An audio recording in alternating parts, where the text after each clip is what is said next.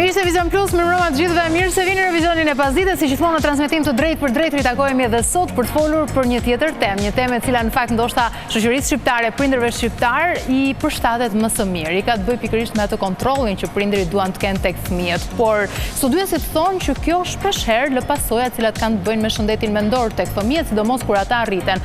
Nëse jeni mjaft të kujdesshëm dhe mundoheni t'i mbroni fëmijët tuaj, në të ardhmen ata mund të jenë fëmijë të cilët në një farë forme e reflektojnë më shumë stresin dhe janë gjithmonë në alarm edhe në situata të cilat mund të mos jenë të rrezikshme. Kemi përgatitur një material e tregon më së miri atë se çfarë psikologët thonë, si kjo reflektohet shpeshherë tek fëmijët të cilët kanë patur prindër që gjithmonë i kanë mbrojtur ata dhe kanë patur gjithmonë atë kujdesin më shumë se sa duhet. Vetëm pas pak do të jemi edhe me të ftuarit tanë. Ndjekim materialin fillimisht.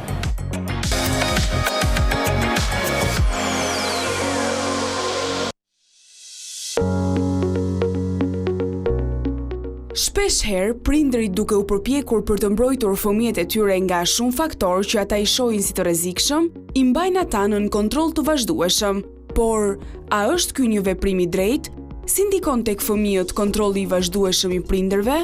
Studimet e fundit tregojnë se një prind shumë mbrojtës nuk është gjithmonë një prind që jep siguri, siç thuhet edhe në revistën Living. Madje, këtë e sugjerojnë dy studime të fundit të realizuara nga Departamenti i Psikologjisë në Universitetin e Torinos, në bashkëpunim me Universitetin Evropian të Romës. Kërkimet hedhin dritë mbi një formë traume marrëdhëniesh, shpesh të neglizhuar, siç është hiperkontrolli prindëror. Studimet tregojnë se një stil edukimi tepër mbrojtës, shpesh i përjetuar si kujdes apo vëmendje, mund të dëmtojë zhvillimin emocional dhe njohës të fëmijëve. Kontrolli i tepërt kufizon autonominë dhe e pengon fëmijën të zhvillojë vetbesimin dhe një perceptim të shëndetshëm për botën. Janë kryer gjithsej dy studime, ku tek i pari, studiuesit përfshin 71 të rinj pa diagnozë psikologjike, por që ishin rritur nga prindër shumë kontrollues. Ata vëzhguan aktivitetin e trurit në gjendje pushimi dhe zbuluan një lidhje mes kontrollit të perceptuar të nënës dhe një aktivizimi të veçantë të trurit. Të rinjt që kanë kaluar një fëmijëri në hiperkontroll tregojnë aktivitet më të lartë në dy zona të trurit që zakonisht aktivizohen përballë rrezikut ose kur duhen marrë vendime. Me fjalë të tjera, këta persona duken sikur janë programuar për të qenë gjithmonë në alarm, edhe në mungesë të ndonjë rreziku real. Studimi i dytë me 82 pjesëmarrës analizoi reagimet emocionale të atyre që kishin përjetuar përvoja të ngjashme, duke treguar se kontrolli i tepruar prindëror e bën më të vështirë menaxhimin e emocioneve dhe krijimin e lidhjeve të sigurta efektive. Siç edhe duket nga studimet, të kontrollosh fëmijën intensivisht i shkakton atij probleme psikologjike dhe emocionale, pasojat të cilat reflektohen edhe në personalitet. Kontrolli i vazhdueshëm nga prindërit konsiston në mbikëqyrje të vazhdueshme, ndëshkim për zgjedhje personale, paralajmërime për rreziqe të ardhshme ose kufizimi shprehjes së emocioneve. Edhe pse shpesh me qëllime të mira nga prindërit, këto sjellje pengojnë zhvillimin e identitetit personal dhe gjithashtu rrisin rrezikun për çrregullim me ankthi, depresioni dhe vështirësi në përballimin e emocioneve. E ndonë se marrëdhënia prind-fëmijë është një ndër marrëdhëniet më sublime, më të rëndësishme dhe ajo që e formon një individ, sërish, duhet pasur kujdes me mënyrën se si zgjidhet të ndërtohet kjo marrëdhënie. Për disa fëmijë, prindi mund të jetë shoku më i mirë, për disa të tjerë liberal, për disa një prind i rrept apo shumë kontrollues.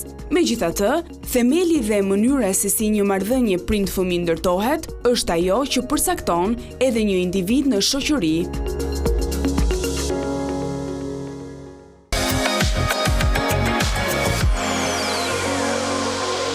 Shpeshherë ky kontroll në fakt është përkthyer sidomos në shoqërinë shqiptare si një formë për të qenë të angazhuar, për të qenë të dedikuar ndaj fëmijës, por me sa duket jo gjithmonë është kështu, ne do mundohemi pak të kuptojmë edhe se si ne familjet shqiptare e kemi këtë aspektin e kontrollit. Ditën e sotme me mua në studio është këngëtarja Ketlin Pjalni. Falenderoj shumë Ketlin që je këtu, mirë se vjen. Merci, të rikthehem gjithmonë. Këtë herë mbat me menua edhe më shumë me temën që më keni përzgjedh. Osana është ende e vogël, por ndoshta po gjatë gjithë rrugës unë e di se nuk i kam pa shumë qartë makinat përpara, të imagjinu të ardhmen edhe se çfarë lloj mami do jem. Si, po besoj shumë e dedikuar. Të paktën në këtë periudhën e parë ke treguar që je gjithkohën aty me një merak që të paktën kështu duket, nuk e di. Është shumë e vërtet, po me kohë që kanë ardhur është pak problem. Mos kthejna më shumë posesiv se duhet edhe mos t'i dëmtojmë më shumë se ç'duhet. Patjetër, do flasim për këtë se duket se unë e thash ndonjëherë kjo të qenurit shumë aty prezent na bën të dukemi sikur jemi më të dedikuar, por me sa duket ndonjëherë mund të bëj edhe dëm. Sipërmarrëse, Eralda Mazreku është sot në Vizonin e Pazites. Falenderoj shumë, unë tash më ndjem si në shtëpi, për më tepër që jemi edhe në tema familjare. Është kënaqësi shumë për mua të kem sot në Vizionin e Pazites. Blerina Goce, gazetare, mirë se vjen Blerin. Përshëndetje, mirë se u gjej, kënaqësi. Edhe psikologja Lorena Garuli, mirë se vjen. Falenderoj shumë që je në Vizionin e Pazites. E do na japësh atë mendimin tënd që e kemi shumë të rëndësishëm në fakt, ndoshta sepse edhe prindërit shpeshherë me informacionet kaq të shumta që marrin nuk dinë si të sillen, nuk dinë se çfarë është më e mira. Ndoshta është pak e vështirë që ta përcaktojmë se sa duhet jetë kontrolli një prindi që ai të jetë ndoshta aty në masën e dur, por nëse e themi pak a shumë, nga 1 në 10, sa kontrollues duhet jetë një prind?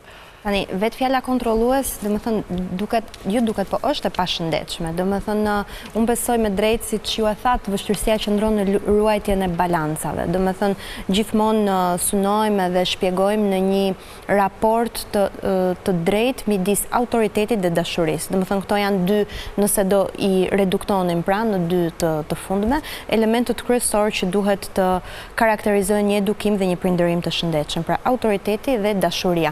Momentet që njëra prej këtyre të dyjave është shumë në disproporcion me tjetrën, fillon të ketë edhe problematika të caktuara, qoftë vendosja e limiteve, që është shumë e shëndetshme. Pra, për të thënë nga një shit e greta, unë nuk di ta them në këtë pikë, patjetër që ajo që unë mund të them sa i takon profesionit tim, ajo që shikoj për ditë në klinik, duke punuar me fëmijë adoleshent dhe të rritur, pra që nuk janë më fëmijë, por që kanë shumë element nga fëmijëria që na i risjellin gjatë terapive, është fakti që shumë herë kontrolli është një nevojë e prindit, është ankthi i prindit, i cili shpeshherë është në themel të atyre frikrave.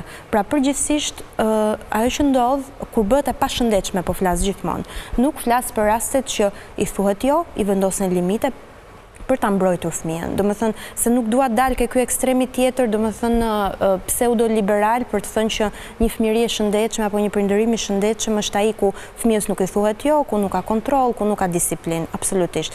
Fëmia vitet e para të jetës, paktën deri 5-6 vjeç, deri në moshë parashkollore ka nevojë për korniza të shëndetshme, sepse kjo e ndihmon që të zhvillojë më mirë raportin me veten dhe me botën. Po deri ku shkojnë këto korniza? Se kjo besoj që është edhe pika më e rëndësishme. Kur bëhen shumë rigjide, është një ndarje se ku është e shëndetshme ky kontroll edhe këto limite që i duhen vendosur fëmijës. Po, një nga optikat ose një nga mënyrat se si mund ta shikojmë për të kthyer përgjigje kësaj çështje, shumë të rëndësishme, mund të jetë pyetja që nisa të bëj në fillim që a është për të mirën e fëmijës, në kuptimin sensin gjithmonë prindi niset për mirë, nuk e kam fjalën këtu, po a është nevoja për ta edukuar mirë apo a është frika e prindit? Shumë herë një kontroll i lartë, pra një hiperkontroll që çon në hiperprindërim, ndryshe siç e quajmë, janë ata që quajmë për shembull prindrit helikopter që gjithkohës monitorojnë, vrojtojnë, ose pastruesit e doborës në thonjza, njën nga literatura nga anglishtja, pra që i heqin çdo vështirësi fëmijës në rrugën e tyre në mënyrë që t'i kenë gjitha gati, në fakt është frika e prindit. Besoj do flasim edhe më. Për të patur një perceptim ndoshta të jashtëm që ju keni, ndoshta në familjet shqiptare, si është kjo çështja e kontrollit? Mendoni që ne shkojmë më shumë se sa duhet nëse e krahasojmë pak me realitetet në vendet e tjera? Unë mendoj që po. Edhe mendoj që asun nuk e perceptoj nëse bëjnë mirë apo bëjnë keq, pa diskutim që ka momente që fëmia dëmtohet, edhe vetë prindi dëmtohet, besoj, sepse jetesa me ankth që ti ke gjatë gjithkohës, unë sot jam mami shumë e re, se vajza jam është 9 muajshe, edhe shpesh herë e gjej veten në dilemat mëdha, apo e rri si duhet, apo veproj si duhet. Mirë po unë shoh që fëmijët kanë tendencën që edhe ta blejnë pak mendjen, edhe pse janë shumë sfidojnë limitet vazhdimisht, është pjesë e natyrshme. Mos impulsin, edhe këtë e shoh edhe në detaje shumë vogla. Për shembull kur vajza është në tapet edhe polos, kur zohet pak, jam unë në shtëpi është shumë e qetë, çohet, vazhdon lojën. Kur është bashkëshorti, e din që ai është ai personi që po vritet vajza, edhe ajo drama.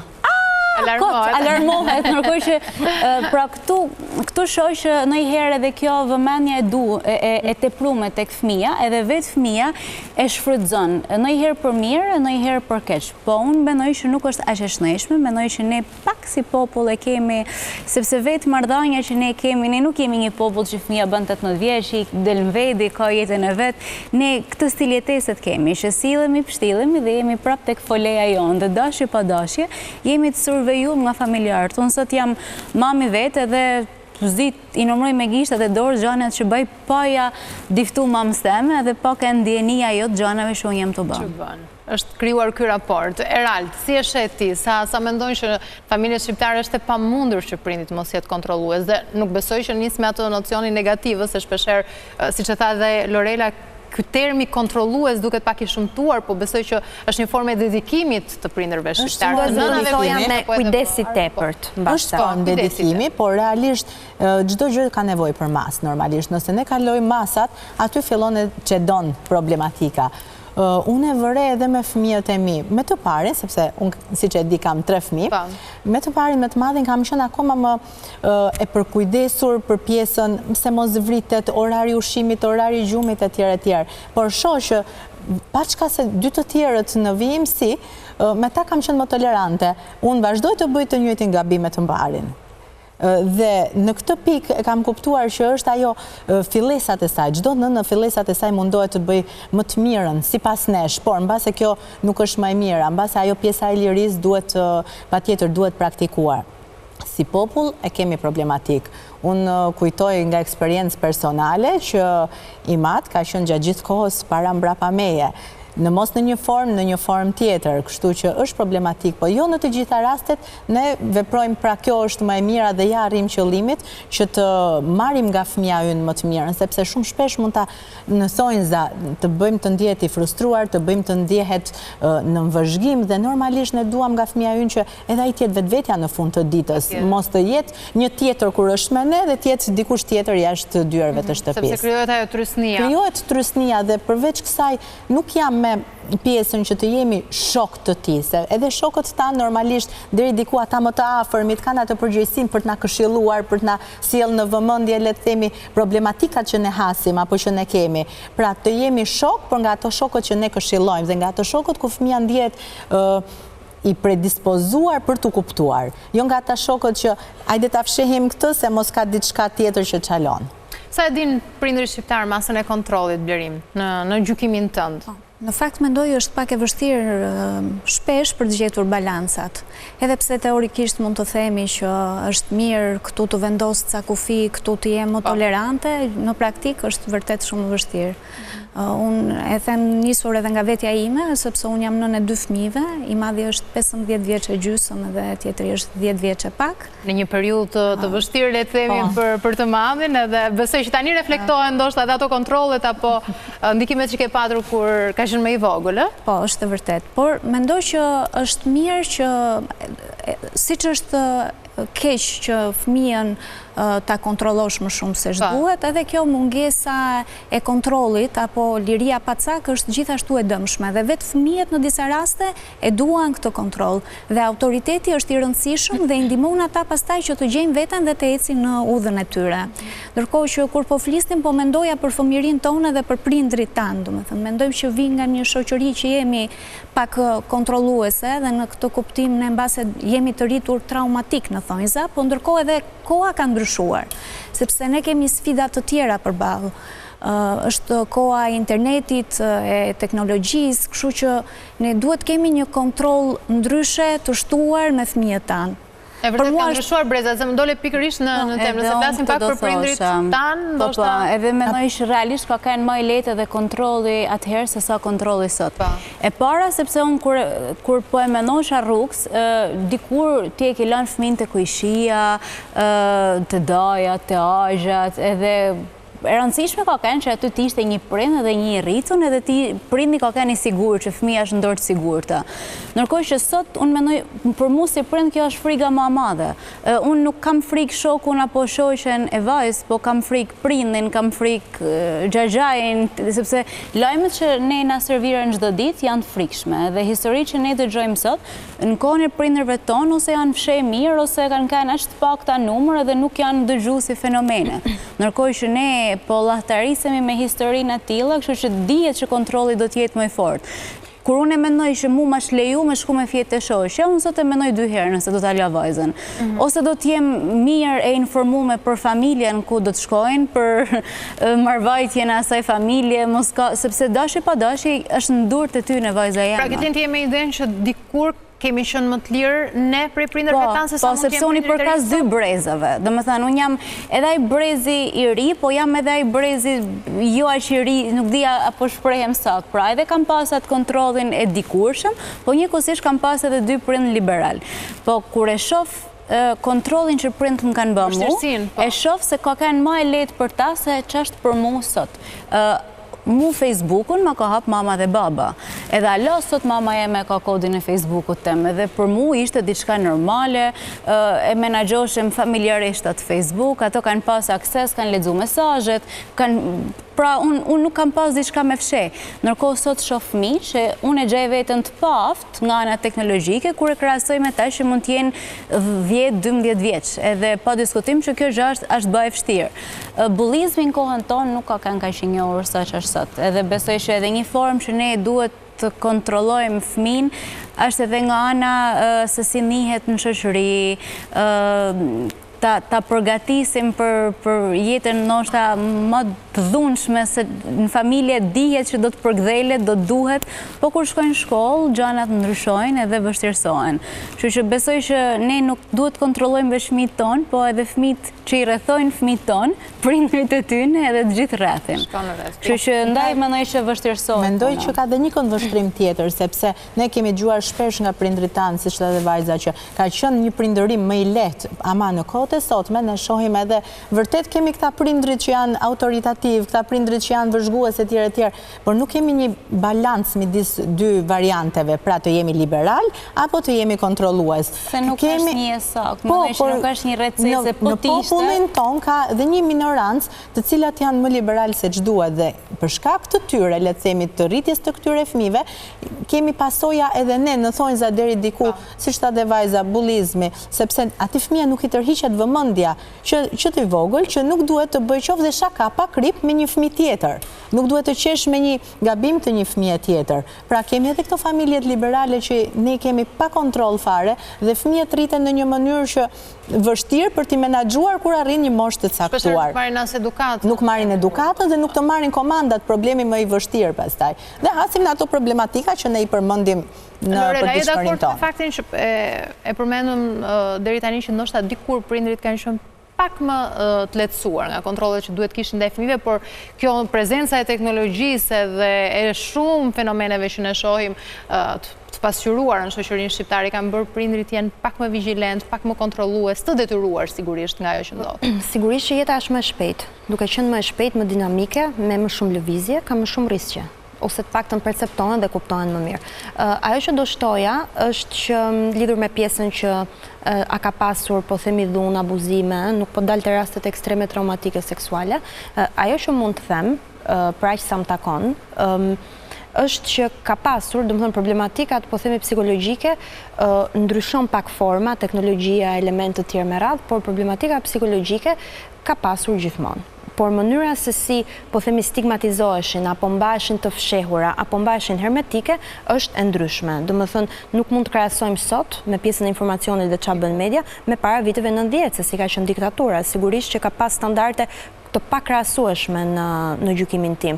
Mbase prindrit mund të kenë qenë në këtë aspekt më të qetë dhe me më shumë besim. Sigurisht që para viteve 90 për hir të së vërtetës marrëdhëniet sociale kanë qenë më të sinqerta në një pjesë shumë të madhe, më pa interes, më të drejta, mund të thoja. Domethënë, për këtë arsye njerëzit kishin edhe më besim, hynin e dilnin më kollaj tek njëri tjetri, familjet ishin edhe më të mëdha. Kjo ka ndryshuar në gjykimin tim, është e pashmangshme si rezultat, do thoja, i urbanizmit, i jetës të shpejt, e tjere me radhë.